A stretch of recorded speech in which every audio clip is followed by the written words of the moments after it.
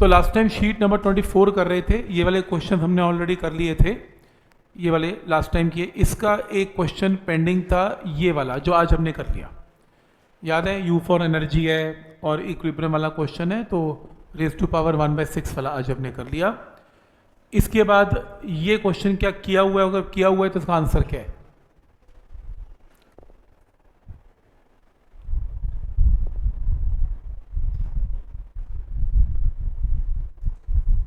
क्या हमने क्वेश्चन किया हुआ है? नहीं किया हुआ? किया हुआ है 7th क्वेश्चन। इसी असाइनमेंट का लास्ट टाइम किया तो था, जब एक बॉडी सर्कल में घूमती है और उसके ऊपर क्या निकालना है, फोर्स। तो सर्कल में घूमने के लिए उसके बाद दो एक्सेलरेशन हो सकती हैं, एक सेंट्रीपिटल और एक टेंजेंशियल। नेट एक्सेलरेशन क्या थी? Under root of AC square और AT स्क्वायर, लास्ट टाइम किया था। तो उससे हमने नेट फोर्स निकाली थी। क्वेश्चन नंबर 7 यही तो था। AS स्क्वायर की जगह वो AX स्क्वायर पुट कर दे, फर्क क्या पड़ रहा है? तो इसको हमने kinetic energy ½ mv square put किया था, दो बार डिफरेंशिएट करके dv/dt निकाला था। dv/dt क्या थी? टेंजेंशियल एक्सेलरेशन थी। इसका आंसर क्या था? ये था। इसका आंसर भी तो सेम ही है, इसमें कौन सा कुछ चेंज हो गया? ये लो, पता ही है ये आंसर है, क्योंकि under root of AC square पर AT स्क्वायर आएगा, माइनस वेक्टर लॉ आ नहीं सकता। ये तो किया ही हुआ है, तो आंसर ही वन है। सेम क्वेश्चन रिपीट है, क्वेश्चन नंबर 7 का रिपीट है प्लीज। ठीक है, क्वेश्चन नंबर 7 का रिपीट है। नेक्स्ट 25 नंबर शीट है। 25 नंबर शीट का क्वेश्चन नंबर 1 करो स्टार्ट।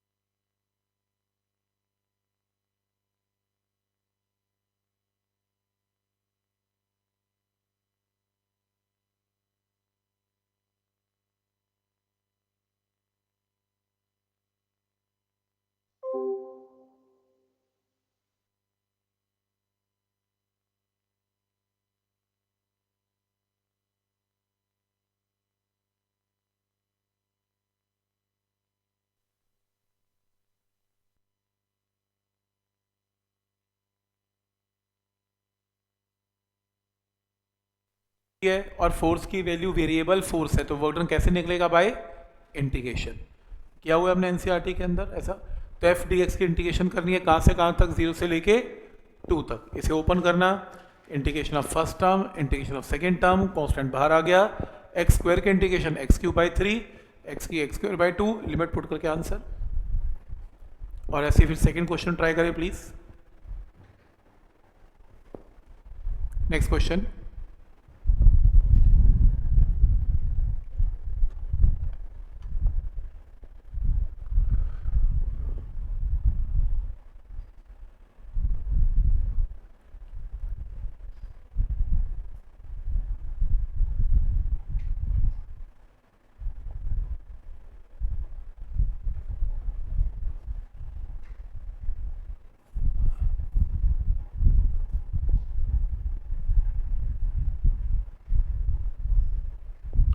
सबसे पहली चीज, work done in time t on a body of mass m which is accelerated from rest to a speed of v in time t1 is a function of time t. क्या है यार ये? समझ नहीं आया मुझे, नहीं आया। फिर भी आंसर मेरा आ गया बिना सॉल्व किए। कैसे, क्या आंसर है बोलो? डी कैसे? बिल्कुल, work done is equal to kinetic energy. Answer joule में आना चाहिए। टाइम से टाइम के यूनिट कटेंगे ही नहीं, जूल नहीं आएगा, टाइम बच गया। टाइम से टाइम के यूनिट कटेंगे नहीं, सेकंड बच जाएगा। टी स्क्वायर से टी स्क्वायर कटेगा, पर प्रॉब्लम है half M square V square बचेगा, तो ये तो एनर्जी नहीं होती, तो बचा तो यही half M we square. Time से टाइम कटेगा, बिना सॉल्व के आंसर आ गया। अगर क्वेश्चन नहीं भी समझ में आया तब भी आंसर तो आ ही गया। चेक करो answer half M we square तो डी ऑप्शन में आ रहा है ना। ठीक, अब चलो actual method. The work done in time T on a body of mass m which is accelerated from rest. तो एक काम करते हैं, मुझे क्या करना है मुझे बताओ। एक बॉडी रेस्ट से स्टार्ट हुई, एक बॉडी रेस्ट से स्टार्ट हुई, और मुझे क्या निकालना है? मुझे वर्क डन निकालना है। बस मुझे ये बताओ, मुझे वर्क डन कितने समय में निकालना है? t1 में कि t में? t1 में कि t में? t में लिखा हुआ है work done in time t, and answer आना चाहिए इन फंक्शन ऑफ t। तो मुझे t टाइम में वर्क डन निकालना है। क्या ये पॉइंट क्लियर है? बॉडी अगर रेस्ट से स्टार्ट हुई तो ये बताओ कि यहां पे वेलोसिटी कितनी है? v की v डैश? v डैश कुछ भी वेलोसिटी v होगी कि नहीं होगी? यहां की वेलोसिटी v होगी कि नहीं होगी? क्यों नहीं होगी? क्वेश्चन में गिवन है टाइम t1 पे वेलोसिटी v गिवन है, तो यहां तो बिल्कुल भी v नहीं होगी, यहां पर एज्यूम करनी पड़ेगी v डैश, क्योंकि टाइम t में वेलोसिटी v डैश है, टाइम t1 में वेलोसिटी v है, और वो क्वेश्चन किस में पूछ रहा है? t में। तो वर्क डन होता क्या? Change in kinetic energy. तो क्या आएगा? हाफ एम वी डैश का square. Half M we square नहीं, half M v dash square. सही है। v डैश की वैल्यू मैं निकाल सकता हूं, v dash is equal to 0 plus a into time t। तो यहां पर वैल्यू पुट कर देते हैं, half into m into v dash की जगह a इंटू टी। तो क्या आंसर आएगा? Half into m into a square into t square.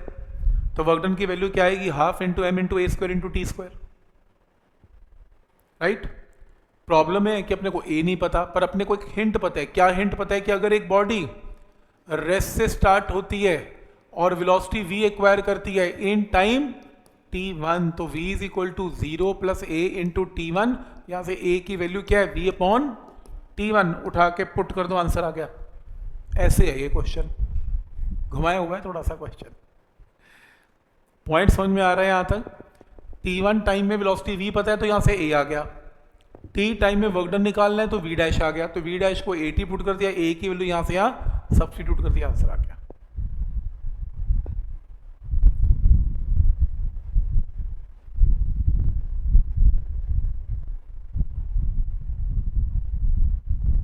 ठीक है यहां तक? Next, fourth.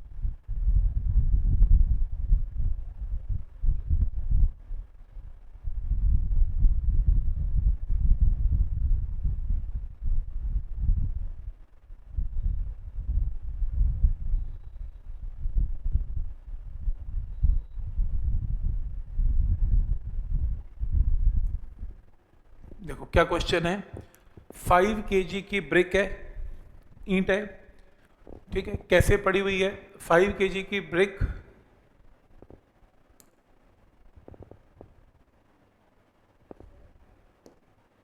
ये रही। तो 5 kg की ब्रिक है, कुछ ऐसे पड़ी हुई है, एरिया जो बड़े वाला एरिया नीचे, ये हाइट कितनी है इसकी 8, ये 8 है 8, तो हाइट कितनी की बने 8। अब मास इसके अंदर भरा हुआ है ब्रिक के वॉल्यूम वाइज, और मुझे क्या करना है, मैंने इसको सीधा कर दिया। सीधा कैसे कर दिया, लंबे वाला पोर्शन जो लंबी लेंथ थी वो लार्जेस्ट साइड वर्टिकल कर दी, तो लंबी साइड क्या थी 20, वर्टिकल कर दी 20 का सीधा कितना हुआ, ऐसे ऐसे कर दी। अब क्या करना है, अमाउंट ऑफ वर्क डन कितना किया, अमाउंट ऑफ वर्क डन क्या है, चेंज इन पोटेंशियल की एनर्जी, इसकी पोटेंशियल एनर्जी चेंज हो गई कैसे, इसका मास इसके अंदर है, हम कहाँ रखें इसका मास, इसके सेंटर ऑफ मास पे। मान लो इसका सेंटर ऑफ मास यहाँ पर है m, सेंटर ऑफ मास की हाइट क्या है 4 सेंटीमीटर हो जाएगी, तो पोटेंशियल एनर्जी क्या होगी m मास 5 kg गिवन है इंटू जी, और हाइट की जगह 8 का आधा, 8 का आधा कितना है 4, 8/2 का आधा मीटर में कन्वर्ट किया, ये आ गई initial potential energy. Final potential energy क्या आ गई m इंटू जी, अब हाइट कितनी है 20, तो सेंटर ऑफ मास कहां पर मिलेगा 10 पे, यानी कि 20/2 पे, ये लो। तो ये इनिशियल पोटेंशियल एनर्जी, ये फाइनल पोटेंशियल एनर्जी, दोनों को माइनस कर लें, amount of work done answer. तो इनिशियल निकाल लो, फाइनल निकाल लो, और जो भी अमाउंट ऑफ वर्क डन होगा वो चेंज इन पोटेंशियल एनर्जी है। क्या स्टेप यहां तक क्लियर है, कोई डाउट इसमें? तो आपको मास कहाँ लेना है एग्जैक्टली उसके सेंटर ऑफ मास पे, तो जब मास यूनिफॉर्मली डिस्ट्रीब्यूटेड है तो मास हमेशा कहाँ लेना है उसके सेंटर पे।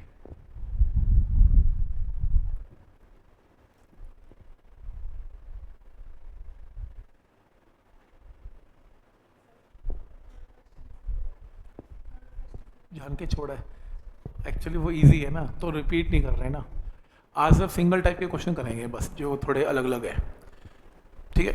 होमवर्क बताऊंगा इसमें क्या करना है, आपको करना क्या है, ठीक है। तो इसका आंसर है, ये रिपीट है, आपने क्वेश्चन नंबर करना, ये चेन वाला क्वेश्चन आज मैंने करवा दिया, -2/9 वाला सेम, ठीक है। ये क्वेश्चन सिंपल है, वेरिएबल फोर्स है, y इज अ वेरिएबल, तो इंटीग्रेशन f dy से होगी, और लिमिट क्या लगेगी -a से a, तो ये भी सिंपल क्वेश्चन है। तो ये एक बार ट्राई करना है आपने इसे,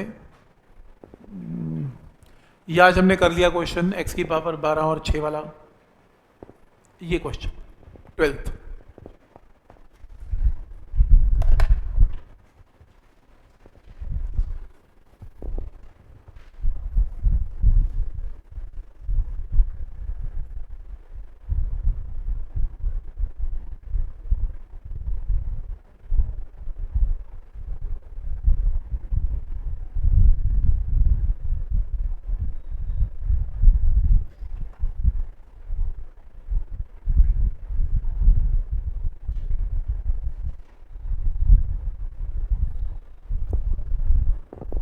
क्वेश्चन है, ऐसा क्वेश्चन सेम लास्ट टाइम किया था, अजीब सा क्वेश्चन था, कुछ गिवन तो है नहीं, ऐसे पूछा जा रहा था। कैसे, कह रहे हैं कि एक बॉडी स्ट्रेट लाइन में मूव कर रही है और पावर इसकी कांस्टेंट है, क्या निकालना है, distance move by the body in time T is proportional to, distance और टाइम कैसे प्रोपोर्शनल है।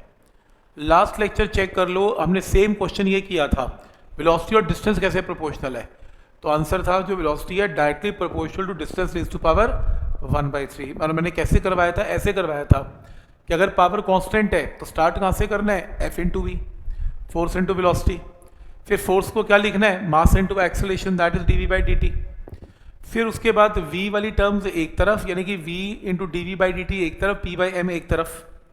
फिर एक काम करना है, इसमें dt को गायब करते हुए ds से मल्टीप्लाई, ds से डिवाइड, ds/dt क्या होती है, वेलोसिटी v, तो वेलोसिटी और वेलोसिटी मल्टीप्लाई करके v² dv, और ds को राइट साइड पे ले जाओ, तो ये टर्म आ गई। इसे इंटीग्रेट करो, इंटीग्रेट करोगे v³ 3 आ जाएगा, और p/m कांस्टेंट 1 ds की इंटीग्रेशन है s, सॉल्व करके v आ गया। ये लास्ट टाइम का क्वेश्चन था, यहां तक हमने किया था।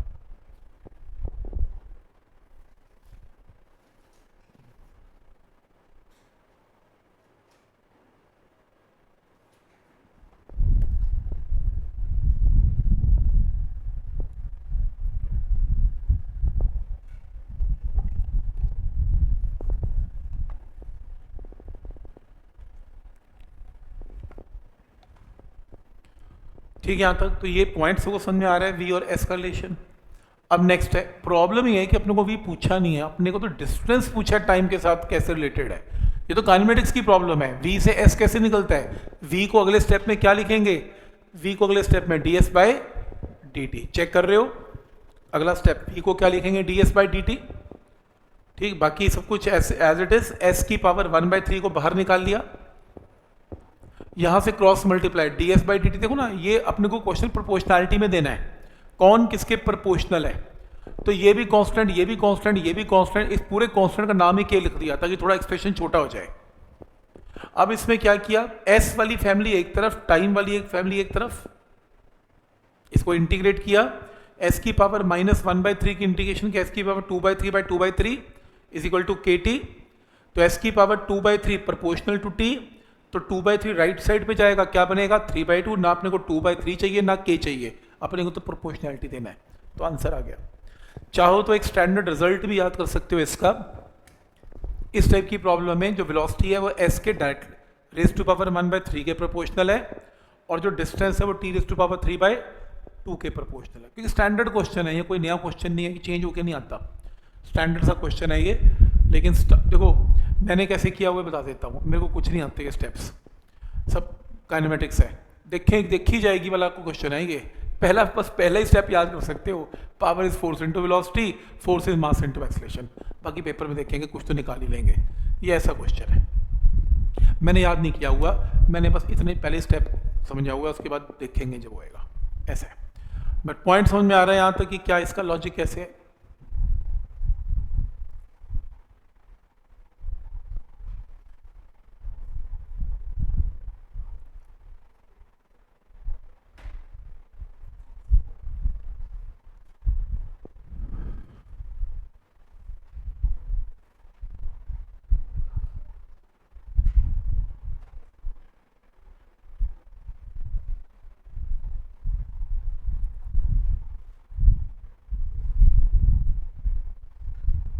ठीक है, यहाँ तक क्या पॉइंट यहाँ तक क्लियर है? जिनका हो गया नेक्स्ट क्वेश्चन करें 13th।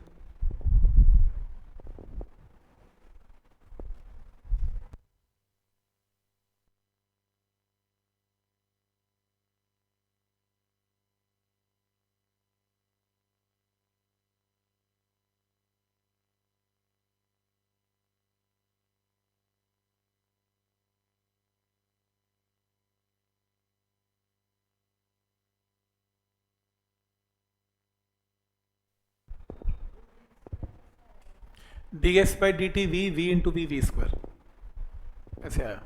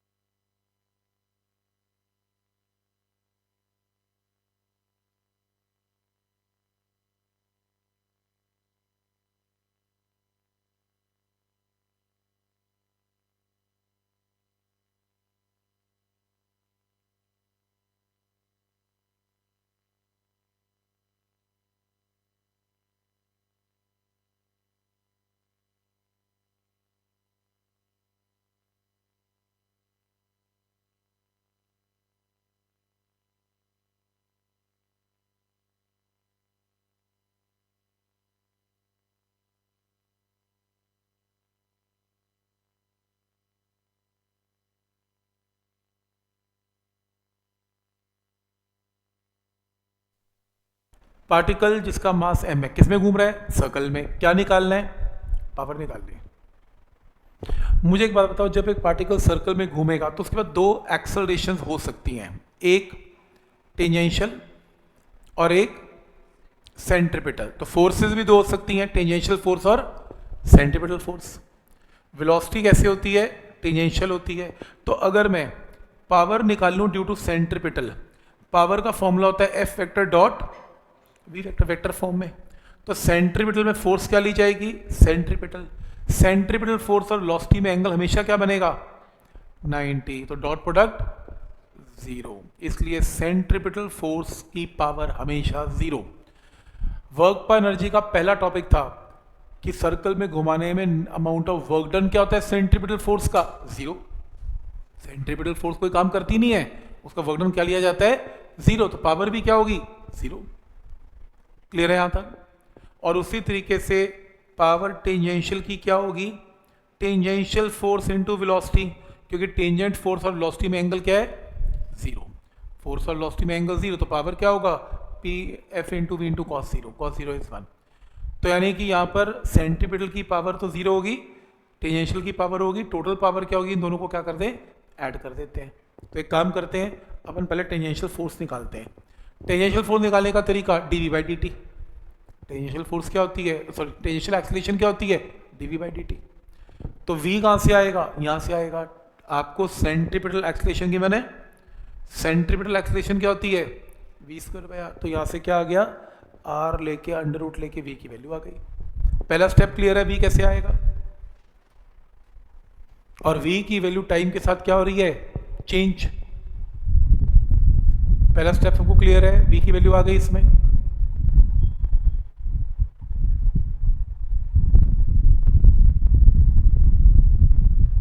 नेक्स्ट है, अब v की वैल्यू आ गई तो टेंजेंशियल एक्सीलरेशन क्या होती है? dv/dt। v को यहां पे पुट कर दो krt, k और r दोनों कांस्टेंट है, dt/dt1। तो कौन सी एक्सीलरेशन आ गई? टेंजेंशियल एक्सीलरेशन आ गई। अब सेंट्रीपिटल एक्सीलरेशन का पावर तो 0 है, टेंजेंशियल की पावर क्या है? Tangential force into velocity. Tangential force क्या है? Mass into tangential acceleration. तो ये वैल्यू को उठा के यहां पुट कर दें, है ना? तो ये वाली जो वैल्यू है टेंजेंशियल एक्सेलरेशन की, उसको उठा के यहां पे पुट कर दें। कोई डाउट इसमें?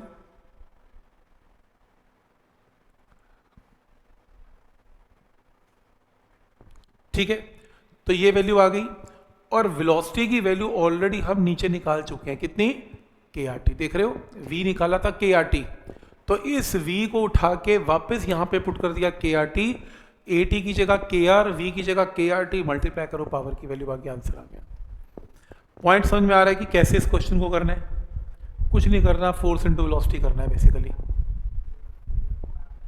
समझ में आ रहा है कैसे किया? पहले v निकाल लिया, फिर at निकाल लिया, फिर ft निकाल लिया, और फिर v को वापस पुट कर दिया।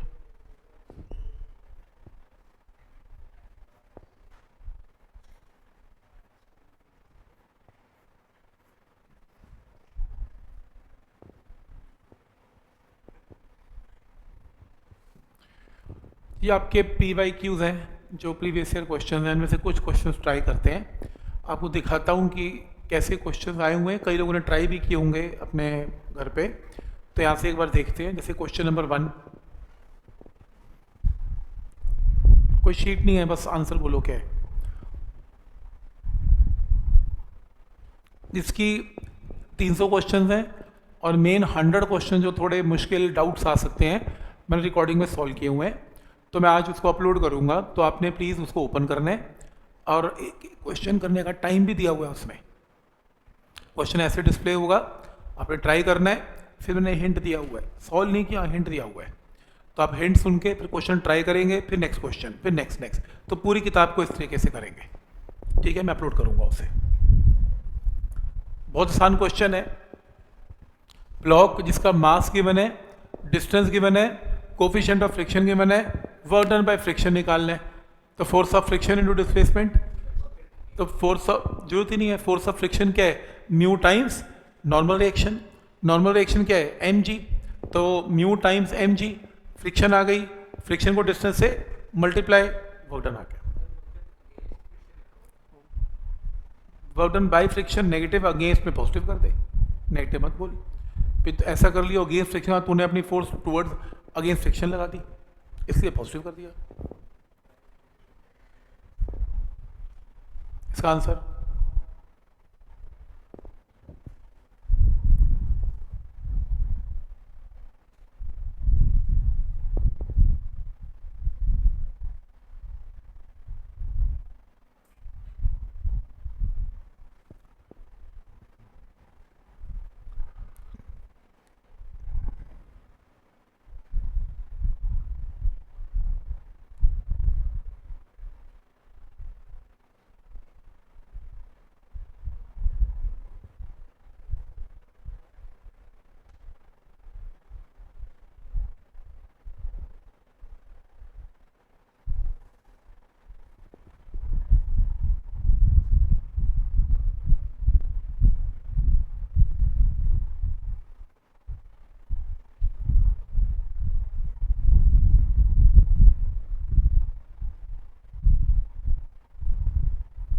इसमें एक बॉडी को कहाँ लेके जा रहे हैं, ऊपर 60 डिग्री पे, कोफिशिएंट ऑफ फ्रिक्शन गिवन है। What is work done against friction, ध्यान से फ्रिक्शन वर्ड है तो वर्क डन में फोर्स किसकी यूज करेंगे, फ्रिक्शन। और डिस्प्लेसमेंट कितनी है इसमें, कितनी गिवन है, 10 मीटर।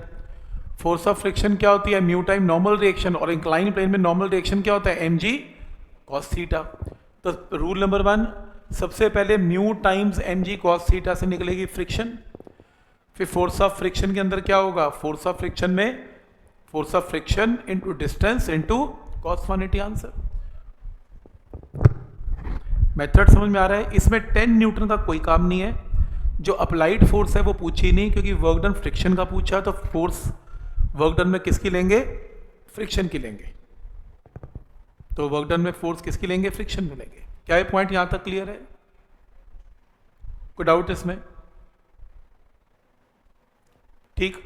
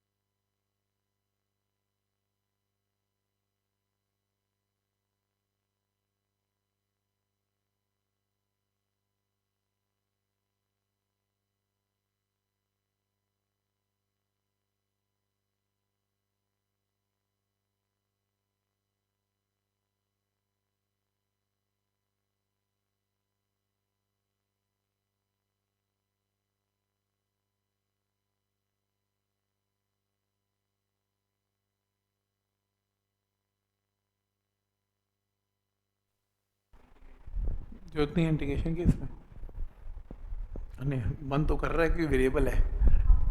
हाँ बिल्कुल सही। कैसे, आपको इसमें मास गिवन है, आपको इसमें क्या निकालना है, आपको x is equal to 0 and 2 metre.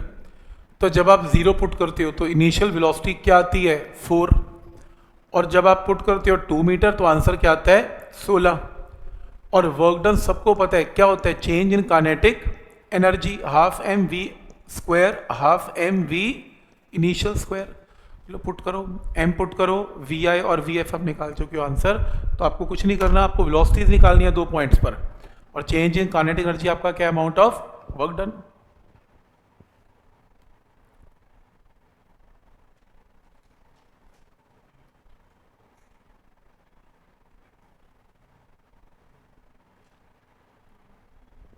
और आंसर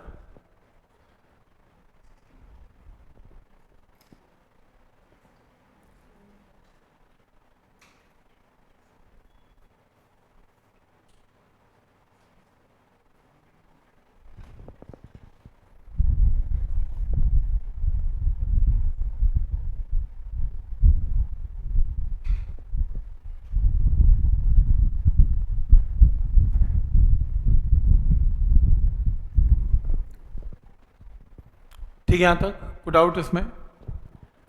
नेक्स्ट है ये लो,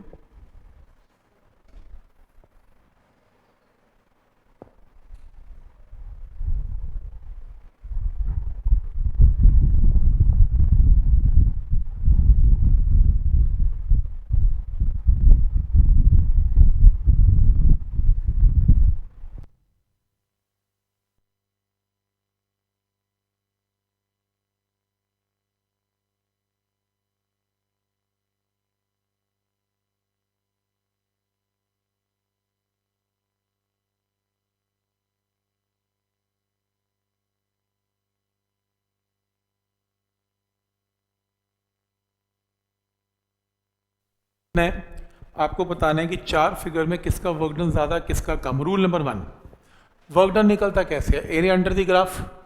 तो पहली फिगर में एफ और एक्स का ग्राफ, इसका एरिया प्लस इसका एरिया वर्क डन है। Point number 1 clear? हाँ ठीक है, ये वर्क डन पॉजिटिव या नेगेटिव जो भी आएगा, इसका एरिया आपको अमाउंट ऑफ वर्क डन देगा। नेक्स्ट, अगली फिगर में ये वाला डायग्राम तो है ही है जो पहली डायग्राम में है, प्लस ये भी है, तो ऑब्वियसली उसका वर्क डन इससे तो ज्यादा ही आएगा। तीसरी फिगर में ये तो है ही है जो पिछली फिगर में है, ये और ऐड, तो इसका वर्क डन इससे भी ज्यादा आएगा। सबसे बड़ा इसका, फिर इसका, फिर इसका, यानी कि W3 greater than W2 greater than W1। तो W3 greater than W2 greater than W1। लो आ गया आंसर। ये आगे देखने की जरूरत क्या है? पॉइंट्स और देख भी लोगे तो ये तो सबसे कम है, क्योंकि इसमें नेगेटिव वर्क डन ज्यादा है, तो अल्टीमेटली नेगेटिव वर्क डन से सबसे कम वर्क डन डी पोर्शन का ही आएगा। समझ में आ रहा है कि कैसे सोचना है इसमें?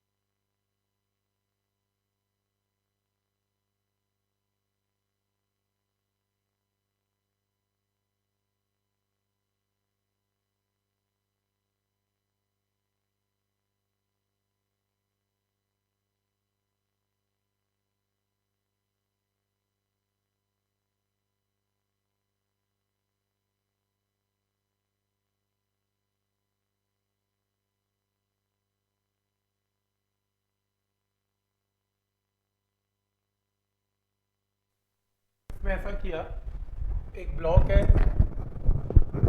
2 kg का ब्लॉक है और वो हॉरिजॉन्टल मूव कर रहा है, कोई block with velocity of 4 metres per second, ये इनिशियल वेलोसिटी है। फिर एक पैच आ गया जहां फ्रिक्शन की तरह काम करेगा, तो फ्रिक्शन क्या है -kx। x की वैल्यू 0.5 मीटर से लेके x की वैल्यू 0.15 मीटर तक के फ्रिक्शन है। आपको बताना है फाइनल वेलोसिटी इसकी क्या है। रूल नंबर 1, इसकी वेलोसिटी इससे तो कम आएगी क्योंकि फ्रिक्शन काम कर रही है, अपोजिंग फोर्स काम कर रही है, और according to work energy theorem half M V F square half M V initial square. अब इनका डिफरेंस नेगेटिव आएगा क्योंकि ये कम है ये ज़्यादा है, is work done by friction, क्योंकि फ्रिक्शन जो है वो क्या है, अपोजिंग फोर्स है, तो और वो भी वेरिएबल फोर्स है, तो क्या करनी पड़ेगी, इंटीग्रेशन ऐसे। अच्छा 1.5 है, ठीक है, तो यहां पर 1.5 कर लेना ये लो, ठीक है 1.5 मीटर है, यहां पर भी 1.5 कर लेना, ये लो, तो ठीक है। फिर k की वैल्यू को पुट कर लेना कितना 12, इसको इंटीग्रेट करना, मास आपको गिवन है एंड फाइनल वेलोसिटी।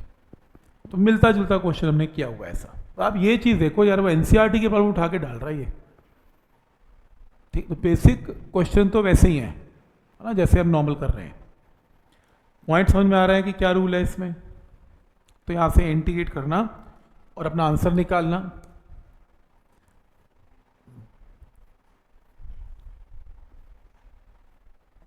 चेन वाली प्रॉब्लम हमने दोनों की हुई हैं।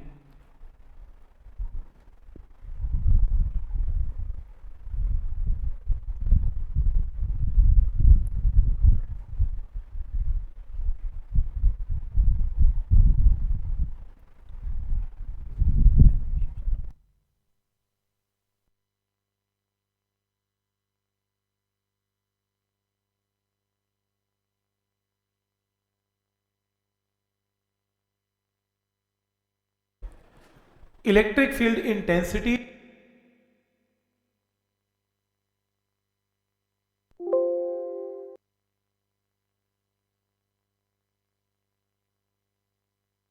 करना है इसमें आपको। ये लिफ्ट वाला केस है, लिफ्ट का प्लेटफॉर्म ऊपर जा रहा है, तो लिफ्ट जब ऊपर जाती है, सबसे पहले मुझे ये बताओ कि इसका नॉर्मल रिएक्शन क्या होगा। Formula m into g plus a, right. तो m इंटू जी, ए की वैल्यू कितनी है g/2, ठीक है। तो आपके पास नॉर्मल रिएक्शन की वैल्यू आ जाएगी m into 3 g/2, normal reaction आ गया। तो वर्क डन में नॉर्मल रिएक्शन निकालना है इन टाइम t, तो टाइम t में s कवर कितना हुआ 0 प्लस हाफ इंटू एक्सेलरेशन की जगह g/2 इंटू टी स्क्वायर। तो आपका s की वैल्यू क्या आ गई g(t²/4), और work done by normal reaction क्या है, नॉर्मल रिएक्शन इंटू डिस्प्लेसमेंट। तो नॉर्मल रिएक्शन कितना है 3mg/2 और डिस्प्लेसमेंट कितनी है g(t²/4), मल्टीप्लाई कर लो आंसर। ये निकालना है, नॉर्मल रिएक्शन भी ऊपर है, डिस्प्लेसमेंट भी ऊपर है, तो एंगल इनके बीच में क्या होगा 0। तो समझ में आ रहा है यहां तक क्या रूल लगेगा इसमें, ठीक है।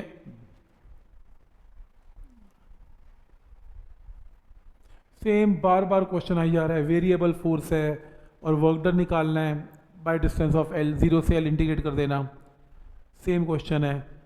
फिर F वेक्टर गिवन है, R वेक्टर गिवन है, F dot R work done है, डॉट प्रोडक्ट है। चेन वाली प्रॉब्लम फिर आ गई, मैं तंग आ गया हूं। फिर वेरिएबल फोर्स है और वर्क डन निकालना है 2 से 4 मीटर, फिर इंटीग्रेशन। वेरिएबल फोर्स है, वर्क डन निकालना है 0 से 4, फिर integration f dx। Variable force है, इंटीग्रेशन 2 से 4।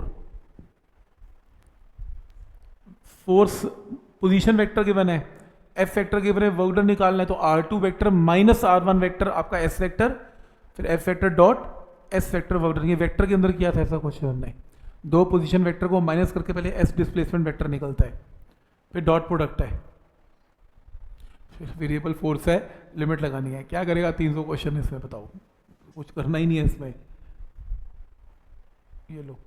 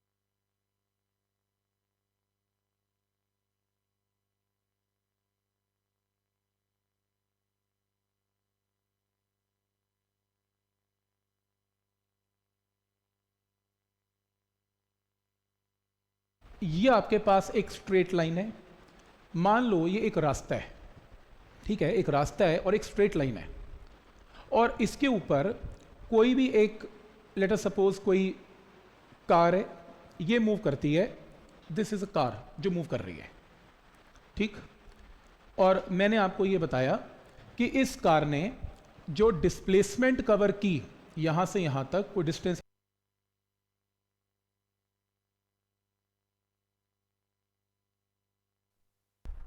कैसे दो वक्र निकालने हैं, दोनों वक्र बराबर हैं, एक में एंगल कितना है 45, एक में एंगल कितना है 60, डिस्टेंस दोनों में बराबर है, फोर्स की रेशियो निकालनी है। तो पहला वक्र क्या होगा, F डिस्टेंस cos 45, दूसरा क्या होगा F distance cos 60, ratio of F से F भी आ गया, ये रेशियो आ गई, और तुम्हें क्या गिवन है 1/√x, तो कंपेयर करोगे 1/√x के साथ तो x क्या आएगा 2। सिंपल क्वेश्चन, ठीक।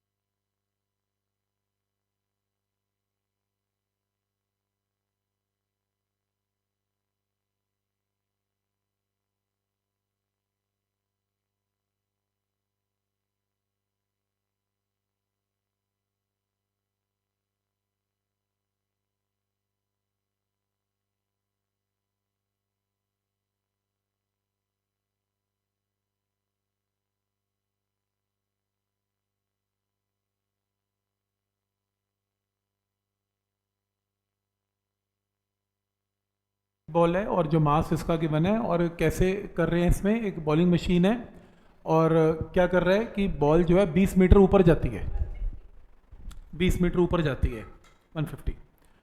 तो जो मशीन है, मशीन का मैकेनिज्म इसके ऊपर फोर्स लगाता है कितनी डिस्टेंस के लिए, 0.2 मीटर के लिए। तो वर्क डन कितना करता है, वर्क डन करता है F इंटू 0.2, इससे बॉल हाइट अटेन कर लेती है, तो हाइट अटेन कितनी 20 मीटर, तो पोटेंशियल कितनी अटेन करती है mgh। तो जो वर्क डन किया वो change in potential energy, equate कर लो आंसर। तो आपकी जो मशीन है उसने वर्क डन किया और इक्वल टू पोटेंशियल एनर्जी में वो वर्क डन कन्वर्ट हो गया। मतलब नॉर्मली कभी कभी हमने क्वेश्चन किए वर्क डन काइनेटिक एनर्जी में कन्वर्ट हो गया, इसमें पोटेंशियल में कन्वर्ट हो गया। नेक्स्ट,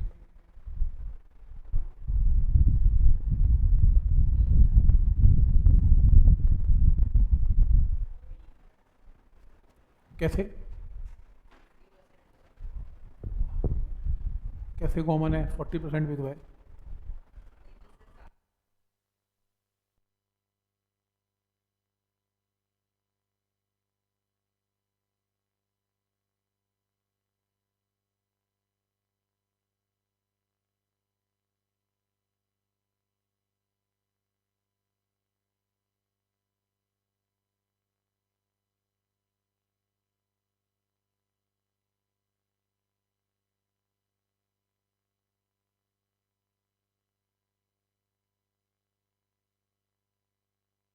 एक काम करें, ये बॉल है, ये बॉल रेस्ट से चली u is equal to 0, which distance नीचे आई, तो बॉल नीचे हिट करती है with the velocity of v, तो v square minus 0 square is 2 into G into H, v is equal to under root of 2g h।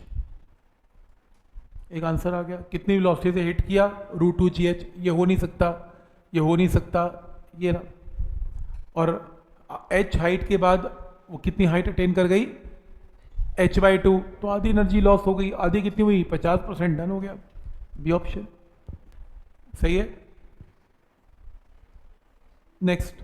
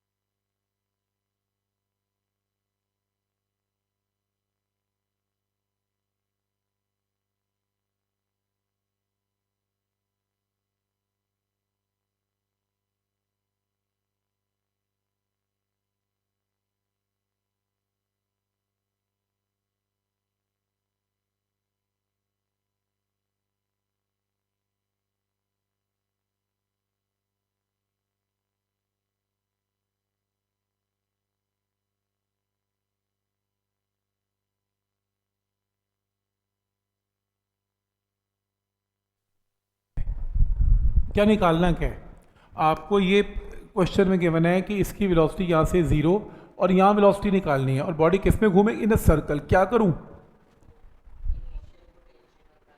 Energy conservation, √5 GR मत लगाना, minimum word नहीं यूज़ किया।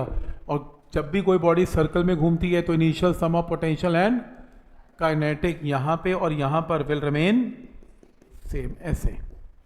इसे ground मान लेते हैं, ग्राउंड है, तो काइनेटिक की वैल्यू यहाँ पर कितनी है, ½ mv², और पोटेंशियल यहाँ पर कितनी है, 0। यहाँ पोटेंशियल कितनी है, ये अगर r है, ये 45 है, तो ये कितना है, r इंटू साइन ऑफ 45। तो टोटल हाइट क्या बनेगी, r साइन 45 में ये डिस्टेंस कितना है, r, पोटेंशियल कितनी है, mg into r plus r into sine of 45, और काइनेटिक क्या है यहाँ पर, 0। क्लियर है यहाँ तक। पोटेंशियल की वैल्यू mgh और आपके सामने ही है, काइनेटिक और पोटेंशियल का सम इक्वल टू, बराबर कर दिया, निकाल लेना यहाँ से v की वैल्यू आ जाएगी, इक्वेट कर लो।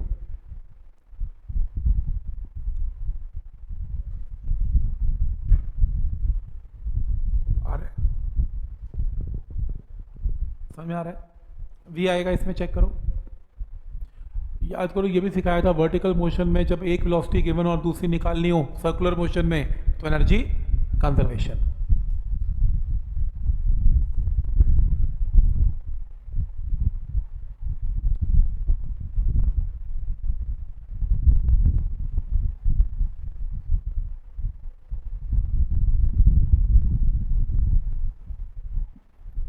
ठीक है यहाँ तक, हाँ कुछ ऐसे आ रहा है, 16 नहीं 21.9 आ रहा है भाई। इसका आंसर क्या है, कैसे, अच्छा तो बाकी लोगों को भी करने दो, क्योंकि एक ऑब्जेक्ट को चाहे आप सीधा उठाओ चाहे आप इंक्लाइन प्लेन के साथ उठाओ, कंजर्वेटिव फोर्स है ग्रेविटी, तो वर्क डन की वैल्यू दोनों केस में विल रिमेन सेम, तो इसलिए रेशियो क्या आएगी, 1:1 आएगी। ठीक है, तो सेम वर्क डन, तो आंसर 1:1 है। और मैं हैरान हूँ ये सोल्यूशन कर रहा है ऊपर से, जरूरत नहीं है इसको करने की यार। ये सारे क्वेश्चन E=P²/2m के क्वेश्चन है जितने भी हैं, जो किए हुए NCERT में, तो वो सेम क्वेश्चन डाले जा रहा है यार। मतलब अगर तुम नहीं कर पा रहे तुम्हारी गलती है और किसी की गलती नहीं, मैं पहले बता दूं तुम्हें। इसमें क्वेश्चन था यार, वो कहाँ गया,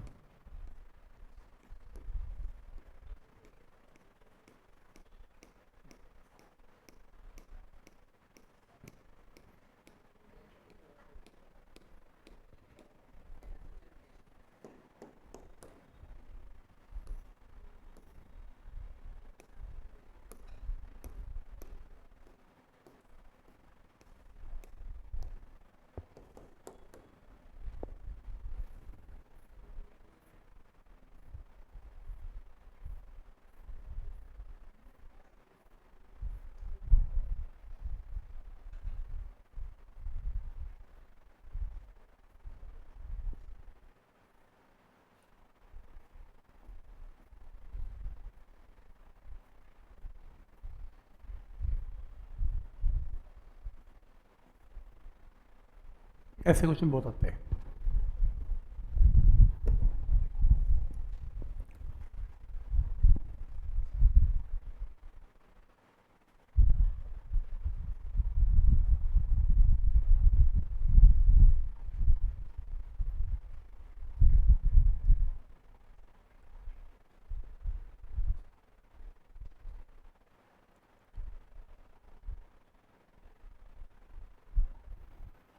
क्या गिवन है?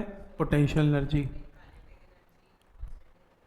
नहीं, पता नहीं ना यार, आर के साथ चेंज हो रही है, क्या कह सकते हैं, वेरिएबल भी हो सकती है। पोटेंशियल गिवन है, टोटल निकालनी है। टोटल क्या होती है? सम ऑफ पोटेंशियल एंड काइनेटिक। अगर काइनेटिक की वैल्यू पता लग जाए तो पोटेंशियल में ऐड करके आंसर आ जाएगा। काइनेटिक निकालने के लिए u से पहले f निकलेगा, f is equal to minus D U by D R. इस u की वैल्यू को यहाँ पुट करें, डिफ्रेंशिएट करें तो f आएगा। ये फोर्स सेंट्रीपिटल है क्योंकि बॉडी किस में घूम रही है ना, सर्कल। इसको इक्वेट कर देंगे equal to m we square by r. क्या आ जाएगा? M we square. M we square आ गया तो हाफ एम वी स्क्वायर से क्या आएगी? Kinetic energy. काइनेटिक एनर्जी आ गई, पोटेंशियल ऑलरेडी आपके पास है, पोटेंशियल एंड काइनेटिक को ऐड करके आंसर आ गया, आंसर 0।